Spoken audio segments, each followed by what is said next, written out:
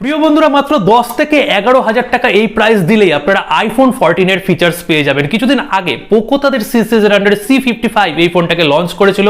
আমরা ভুলে যাচ্ছি রিয়েলমিরও কিন্তু সি সিরিজের ফোন রয়েছে।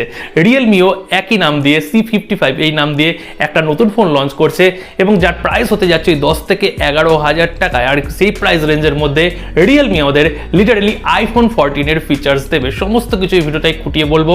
বাংলাদেশ মার্কেটে কত দাম হতে পারে এবং কি ফিচার্স তার আগে অবশ্যই ভিডিওটাকে একটা লাইক দিয়ে শুরু করুন, শেষ পর্যন্ত দেখুন। আর যারা সাবস্ক্রাইব করেননি, ভালোবেসে অবশ্যই ভালো লাগলে সাবস্ক্রাইব করে যাবেন। তো বন্ধুরা, রিয়েলমির C55 যদি প্রথমেই ডিসপ্লে সেকশনের কথা বলি, 6.7 ইঞ্চের আমরা IPS ফুল এইচডি ডিসপ্লে পাচ্ছি এবং 90 হার্জের সুবিধা থাকছে।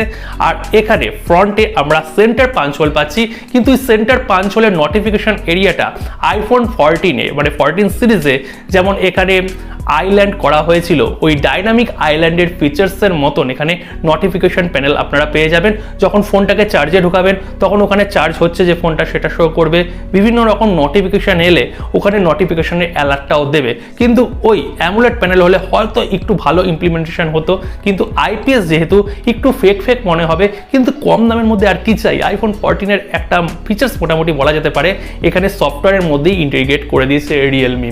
যদি এই ফোনটার আমি প্রসেসর সেগমেন্টের কথা বলি, এখানে মিডিয়াটেক ডায়মেনসিটির নয়, মিডিয়াটেকের জি সিরিজের আন্ডারে G88 4G প্রসেসরটা পাচ্ছি। অবভিয়াসলি একটা 4G প্রসেসর।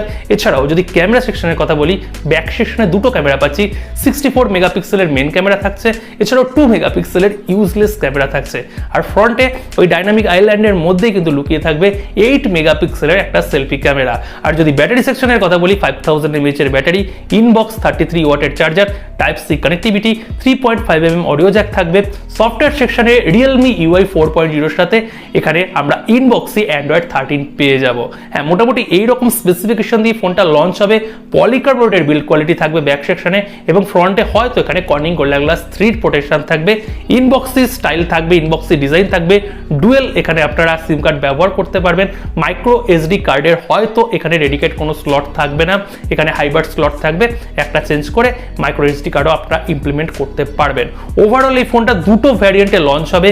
6GB র্যামের পাশাপাশি এখানে 128GB ইন্টারনাল মেমোরি এখানে স্টোরেজ থাকবে। এছাড়াও 8GBর সঙ্গে 128GB থাকবে এবং ইন্ডিয়াতে যখন লঞ্চ হবে হয়তো এখানে 4GBর সাথে 128GBর একটা অপশন তারা নিয়ে আসতে পারে। ধরা হচ্ছে এই ফোনটা ইন্ডিয়াতে ওই 10 থেকে 11,000 টাকা এই প্রাইস রেঞ্জের মধ্যে লঞ্চ হবে। গ্লোবাল মার্কেটে 7 তারিখে, এই মাসের 7 তারিখে, মার্চের 7 তারিখেই লঞ্চ হয়ে যাচ্ছে, অফিসিয়ালি ডিক্লেয়ার করে দেওয়া হয়েছে। এবং গ্লোবাল মার্কেটের প্রাইস যত হবে তার থেকে কিন্তু 2 থেকে 3,000 টাকা ইন্ডিয়ান মার্কেটের প্রাইসটা কম হবে।